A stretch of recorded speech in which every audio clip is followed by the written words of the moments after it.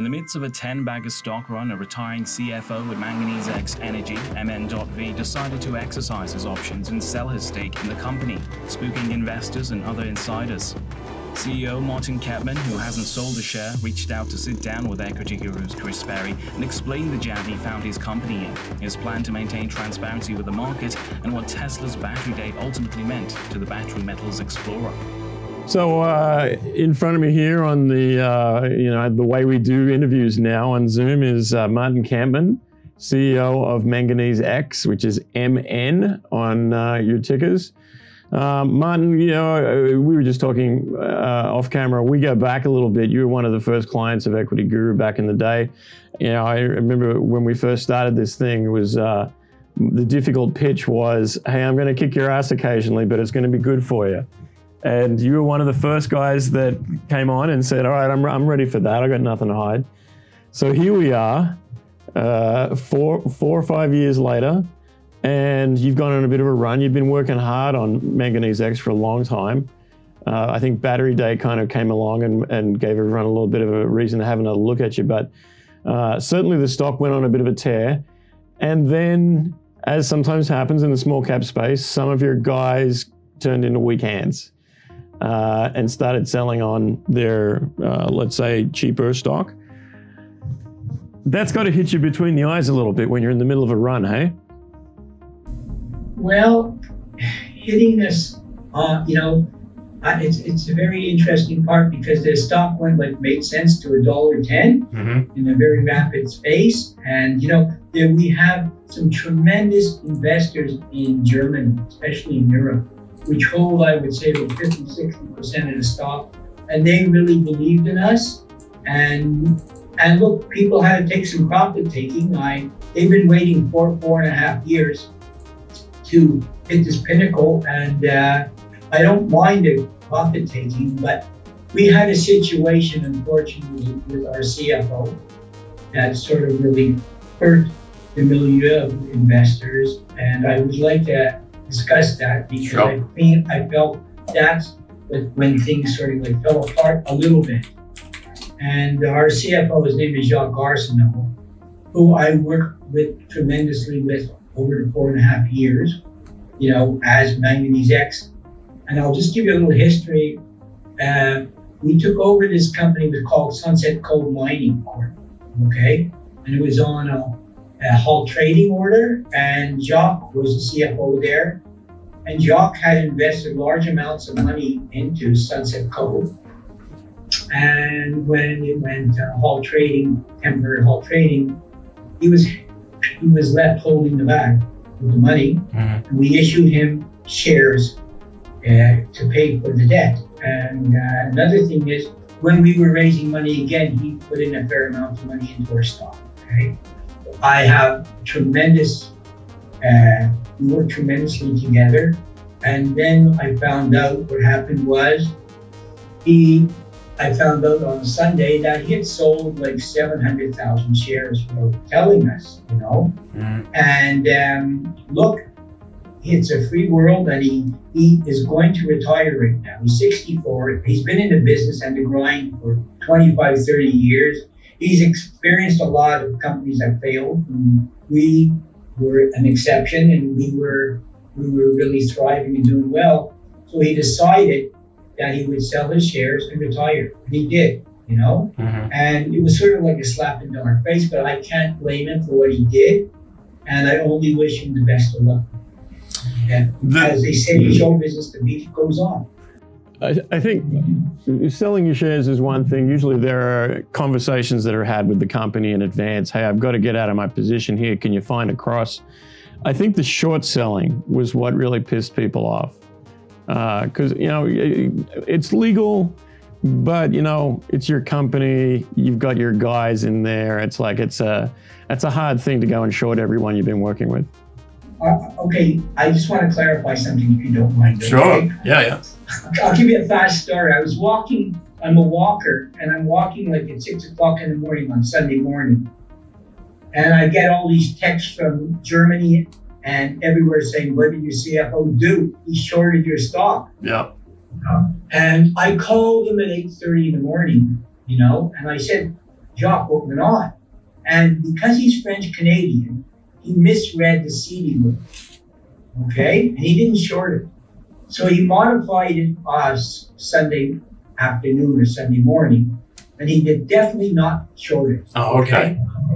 This is against regulatory conditions anyway, right. But the damage was done already. Right. Okay, Chris? And he really apologized. He didn't mean to hurt us that way. And I just wanted to clarify that situation.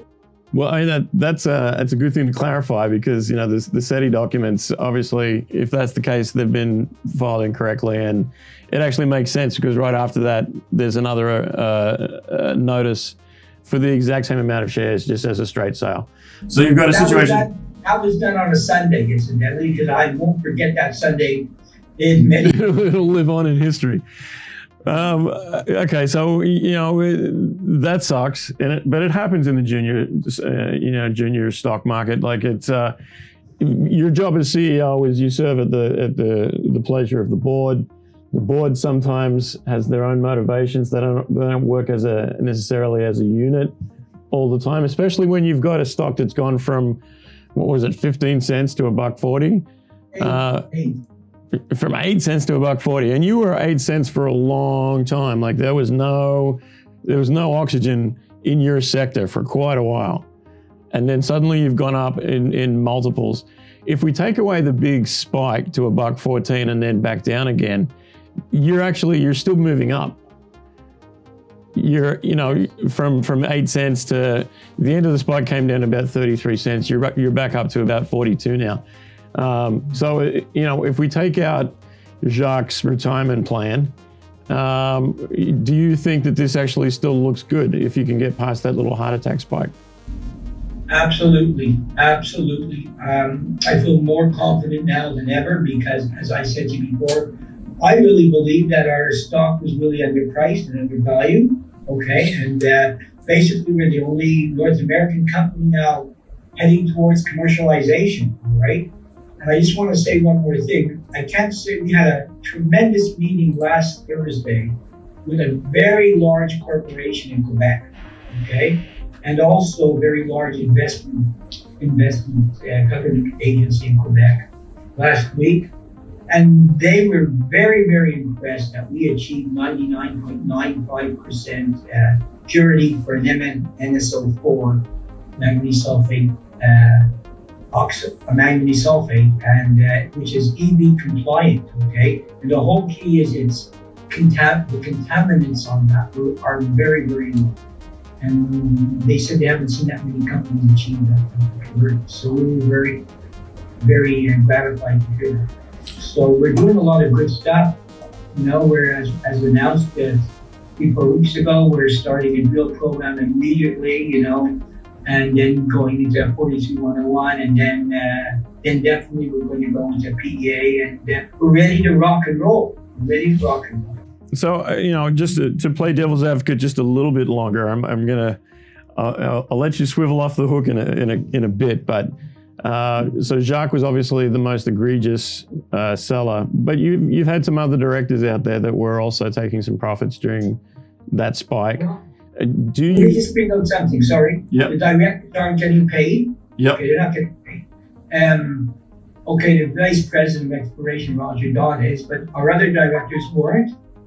And that was their incentive to be a director, that you could exercise your options, and they weren't big amounts of options anyway. True. Yep. So it was, you know, they're entitled to make a little bit of money also after being on the board for 3 4 years. Yeah. And I don't think that was relevant at all. Well, I mean, from the shareholders' perspective, like, they don't like to see any cashing out, right? Like, if what you're sitting on is undervalued, if you're moving forward to a place where you're going to build some real growth in this company, you know, hey, sometimes you got to buy Timmy a Christmas present. Everyone understands that. But when it's kind of all coming in on the back of a big spike, you've been around the block, you know that the optics on that aren't necessarily great. And it leads to the question of, now that you've found the base again, now that things are starting to pick up, are your directors strong hands, or are they likely to cash out again at some point in the future? Well, I know how many options. There's not that many options remaining for the directors anyway. Okay. You know, there's maybe 100. Roger exercised 50,000, which was not a very big deal. Dr. Luisa Moreno exercised 100,000. Anthony Bielli, I think, or 100 or 120. And so did Anthony Bielli. These are our directors, okay? Mm-hmm. So for me, that's not a very large quantity, and they didn't cash out and become rich, you know? So we've got to live and let live, and it's a free world, and we don't mind because all these people, and I think Jay Richardson also, who's our CFO now, but they all have contributed beyond the call of justice and helped us. And what they've made is much less than what they contributed. Do you think it's with Jacques selling as he was selling that maybe there was a little bit of panic that the price was going to go down, you know, a lot further? To be transparent, it wasn't a very good site. It wasn't a good weekend. Yeah, I have to say that being transparent, that, you know, when your CFO sells out like that, and it wasn't done in an orderly fashion, it of course would show the investors, hey, if your CFO has no confidence in the stock in the company, what are they going to do? But I haven't sold one share, and I'll tell you something, we have major investors in Germany holding millions of shares, that they're still there. So that's the confidence I can actually bring on and say they still have a lot of confidence. I will say this, you know, with your share price chart, you know, that week was a big up and a big down, and generally people look at that and say, oh, well, pump and dump. But in the week since, there's been a lot of buying. And despite the fact that you had that stigma attached, you had questions about things, you had Jacques leaving and obviously holes to be fixed. You've since then had a lot of confident buying in the company. So do you know that people that you've been dealing with are buying, or is that just the general market? Great question. Okay, first of all, I wish Jacques all the best because I have nothing against him. I wanted to clarify that. Sure. You know, we've run a company where every email, I have a great team. I just want to say something, Chris. It's not just me at all. I don't take recognition for it. I have we built up a tremendous team, and it's all done in team effort for the best of the shareholders. And I want, from the bottom of my heart, we've tried everything to enhance shareholder value and be as transparent as possible. Okay? There's no bullet going on here. And this has been reflected in our shareholders' enthusiasm and trustworthiness. And I really believe that we have a tremendous, as I keep on saying, we have a good Canadian following, but the tremendous European following is there, and they believe in what we're doing. And we've never misled our investors. So sometimes you have to get the good, the bad, and the ugly, but that's showing the investors' confidence. Junior mining, there's generally a lot of ugly. So, you know, I'll say that you've been on this track for quite a while. You've clearly built some shareholder value, even though there's been some years where the market didn't care. You know, Tesla's antics towards Battery Day have reignited the sector, but also, I guess, applied a bit of a lens to the fact that you guys are one of the few in the sector. There aren't a whole lot of manganese plays out there, even though it's going to be something that's going to be really important going forward. I just want to say a couple of interesting things going back in history with a big smile on my face. We went through 7, 8 engineering companies. Really? Because nobody understands what a manganese carbonate, rhodysite carbonate. Right. They're all used to the oxides, okay? So we come out here in New Brunswick and try to find the right engineering company to help us with the metallurgical, okay? And that was like $200,000-$300,000 later. We found somebody that was really compatible with our company. I'm not saying the other engineers weren't, but we needed a compatible company that understood where we were going and what we were trying to do. And we found something called MnSO4, manganese sulfate. And that's a precursor to the cathode, you know. And from there you can build into EMM, EMD, and all that stuff. But that's the basics, okay? Right. And it's been a long haul, let me tell you. We're working with Chemical Research now out of Vancouver, who we're really, really working very well with. And they've done some really interesting things in manganese, and I'm very pleased with them. You know, in order for you to get to the place where a Tesla might be, you know, taking your end product, how much money, how much time, how much good luck do you need to get to that place? Interesting question. The first thing we have to do is the PEA. You know, okay, here's how it goes. And here's what we decided. We did a lot of drilling, like we spent $1.5–2 million on the drill programs, okay, with all the meters and all that stuff. Yep. But unless you got the metallurgical, it's not worth anything. So we've been focusing on the last year, 18 months on the metallurgical, because without the purification, economic purification process, we're going nowhere. So right now, hopefully we should be finished with our metallurgical and the flow sheet and everything in next month and commence our drill program. And then it's all going to reflect on the PEA, okay? And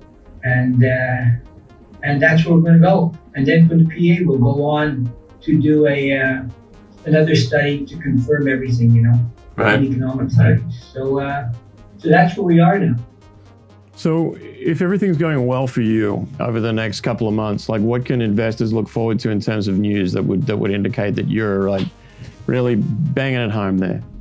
Okay, first of all, I want to finish off our drill program and finish off the MET. If we can get the MET going, the metallurgical, and have it flow sheet economically, that's a major step, okay?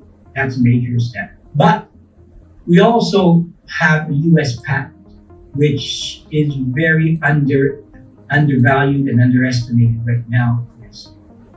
We have a US disbursement patent for air purification. And behind the scenes, we've been working intensively on that. And it's very underrated and undervalued. And we are really working very intensely on that, which I cannot say, with an American company right now. And it looks extremely promising. Extremely promising. Okay. With your upcoming drill program, will you be able to establish a 43101 compliant resource? Yes, here's what we're going. We're going from inferred to indicated.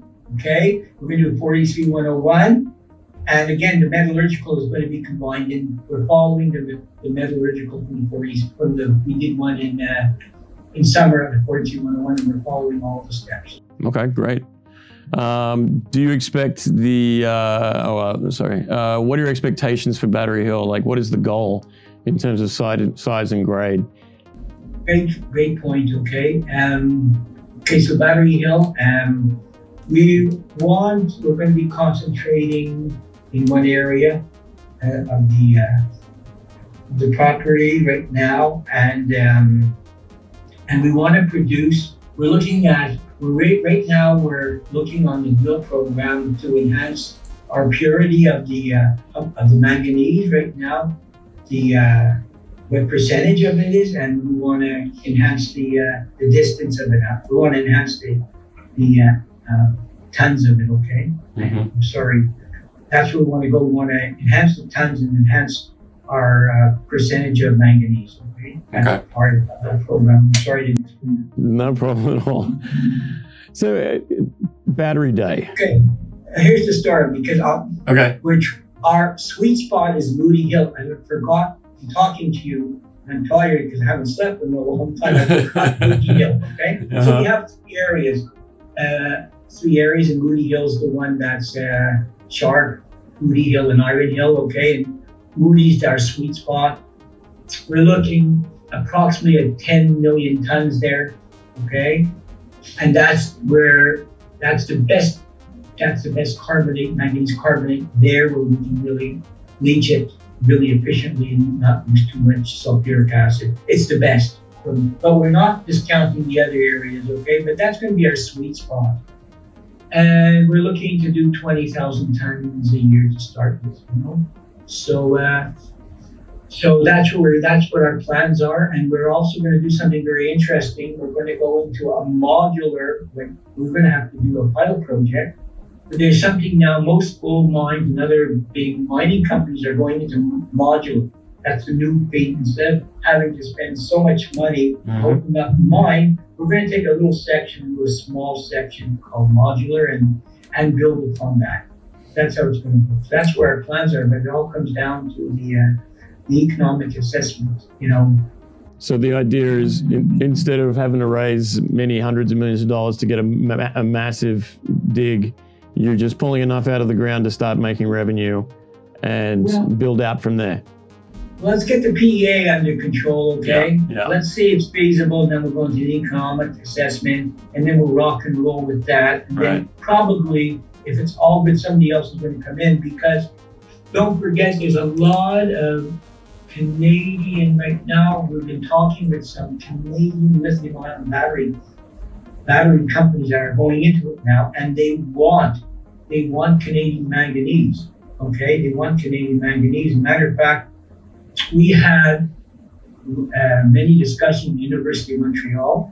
Okay, and they're very interested in our manganese because it's a carbonate, it's not an oxide. The carbonate is much stronger for the cathodes. It's less purity. It's a lot less purity than an oxide, but it's much stronger. It gives you a lot better robustness on the cathode. Another point is, something is very interesting is that, you know, with the oxides, with all the oxides that are the majority of all the manganese, you have to roast the oxides, okay, and then turn it into an oxide and then into a sulfate. But ours goes from carbonate right to sulfate, which is a major advantage of processing. That I'm learning, because I'm not at all, I am far from a geologist or anything. It's been a long learning process. So everything I'm dictating right now is from hard work and learning, nothing else, nothing. Which leads me to what my next question is, that you know, when we're dealing with gold, people understand it. When we're dealing with lithium, people kind of understand it. When we're dealing with manganese, you know, a lot of people out there, even that have experience in the mining game, have really no idea what a good manganese draw result looks like. Is there an education component that you are going to have to do going forward that's going to make manganese, a good manganese and bad manganese, like something that people readily recognize? Well said, Chris. We're now working to start educating the public more on manganese. And when we're going into very big virtue of manganese, as far as I'm concerned, you know, there was a big article recently why Tesla is going to manganese, okay? Because it said that they can get another 15% longer distance on their battery. The density is like 15 times higher than cobalt and all this. And also the price of manganese compared to cobalt. Cobalt is like $36,000 a ton right now. Manganese is like $2,000 a ton. The virtues of manganese right now for its robustness, I've read so many articles, you know, about it. So it's very, very interesting. It's very, very interesting why manganese has come to the forefront, you know. Yeah, besides even the fact that in order to get a ton of cobalt, you've got to send about 400 kids down with bare hands and sticks into holes in the ground to pull it out and, you know, maybe die. So, you know, we obviously can't be doing that. The cobalt market in Canada was for a second there looking pretty hot, but I think the reality of the future is you just can't build an industry on the back of, you know, indentured servitude and kids. Yes, exactly, and especially in the Congo with the political situation also and all this stuff. And there was a big write-up. There was a big article written last week about this, about us also saying that's why manganese is really going to become to the forefront. You know? Right. So battery day, like Elon Musk, if nothing else, he knows how to build up to something, even if that something is a little disappointing when it comes to the end. What were your thoughts on his battery day announcements? Did they help you at all, or did they really? I loved it for one reason, with great enthusiasm here, is because they're going into a battery that has 33% manganese, 66% nickel, and that doesn't do anything for us, nothing does. I think a lot of the promoters out there on the message boards were all like, Tesla's going to do a deal with a company, Tesla's going to buy somebody. Tesla, in the end of it all, Tesla hasn't bought anybody that I can remember in years, even though hundreds of companies have hinted that, you know, we're going to do business with Tesla. I don't recall anyone actually sealing the deal. So really it comes back to who's just going to produce in the shortest time the best product for the cheapest amount, and everyone will be a customer, not just Tesla. Well, I just keep on saying, I'll just refer to something to you, okay? If you notice that the Quebec government, and we're located, our head office is in Montreal, that's where I'm from.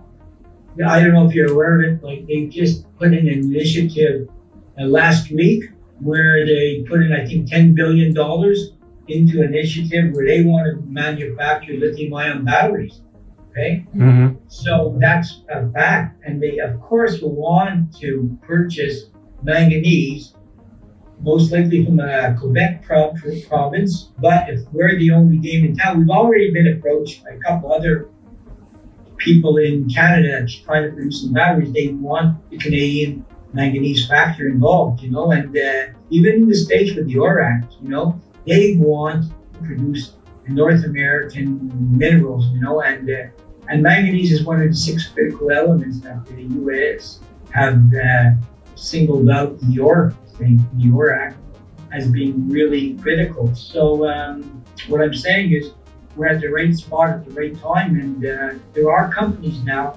progressing, believe it or not, they want to get into the lithium-ion battery space in North America, and we're situated perfectly for this milieu. So whether it's Tesla or not, and I still think in my deep down of heart, to go 99.95% purity is very difficult to achieve, and that really falls right into the milieu of their battery.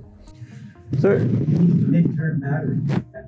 Tesla sort of makes the hairs stand up in the back of an investor's neck, but when it comes to the demand for rechargeable batteries, there are a lot more players out there than Tesla, a lot bigger players than Tesla. That's what I'm saying. That's what I'm saying. And we do have an NDA with one of the biggest cathode manufacturers in the world right now in Europe, and they're very interested in working with us to perfect our MN.V.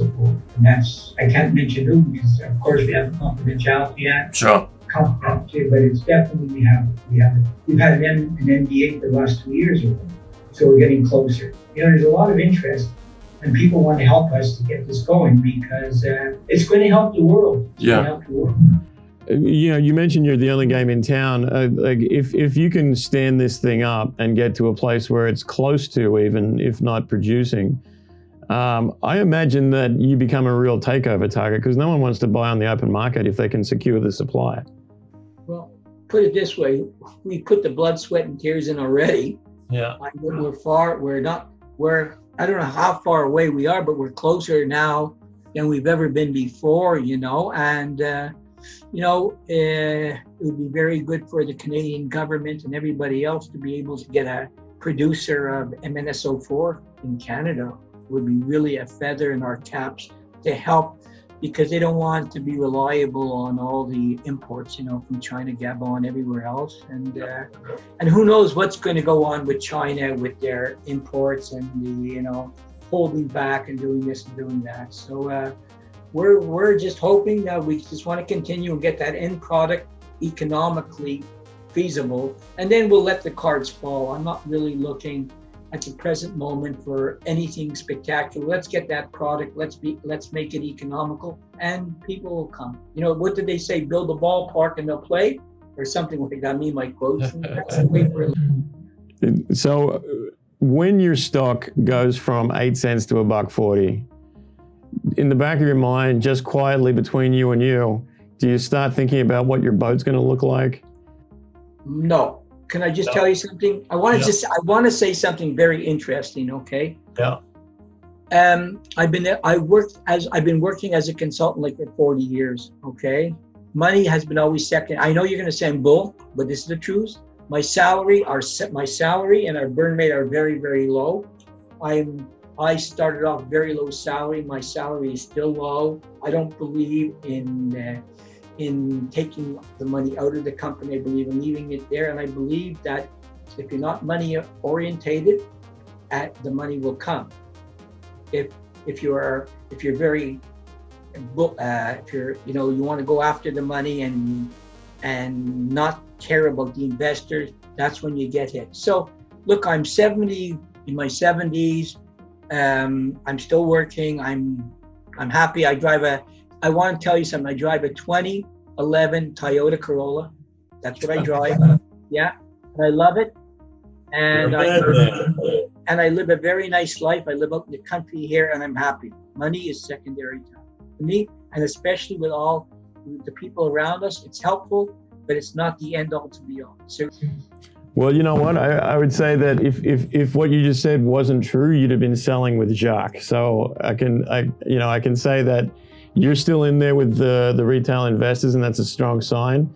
I know that looking at a lot of the stock message boards, usually what you'd see is torches and pitchforks when that sort of scenario is happening. What we got with Manganese X instead was a lot of people saying, okay, well, look, the CEO hasn't sold. The CEO needs to come clean with what's happened, and then we can build a resource. It's a very interesting group of people that are actually invested in your project. They're not the traditional sort of in and out day trader types. Obviously there's a lot of guys that have been there for a long time and that believe in the sector as much as anything else. And you know, a credit where it's due. When we called you up and said, hey, there's some questions for you to answer here on the hard side, you scheduled the interview straight away. So I wanted to give you credit for that. When we do business with a client, you know, you can attest that we come in and say, like, if things don't go the way they're supposed to go, that we're going to be the ones to talk about it. And you've always been good with that. And I think that this interview, as much as there's been some hard questions, I think it's answered pretty much all those questions and gives you the space that you need now to build up and get to that PEA and see what we can do. I just want to say two things, okay? That I've always believed as a management consultant that working as a team and surrounding yourself with good people is the key. It's not just one person, okay? And I want to tell you something, we've had so many trials and tribulations you would never believe, okay? And as I told you before, I would get emails at 4 o'clock in the morning from Germany, and they weren't the kindest, okay? Yep. On the phone. And our group of people, just not me, it's very important. We're able to overcome and work as a team to show the investors that we're, you know, transparent and doing the best we can. Sometimes we try to do things that didn't work out, but we're always fighting on a daily basis. You know what, Chris? Seriously, we work 7 days a week, okay? I'm so tired now, it's amazing, but it's always, you can't stop. You're getting these emails, we're working, we're creating ideas, we're trying to build a company that the investors will, you know, make money on and be very proud of the company. That's where we are. So it's not just one person, you know, and again, that's where we've been at. Yeah, you're going to have your bumps, you're going to have disappointments, but you know, you're still in there swinging. I appreciate that about you. Martin, I'm going to let you get back to your very busy day, and let's get to that PEA and touch base again. Okay, great. Nice talking to you. Nice meeting you, Chris. And you. Let's hope next time we talk, our stuff not going to be much higher. Yeah, okay. Thanks, man. Okay.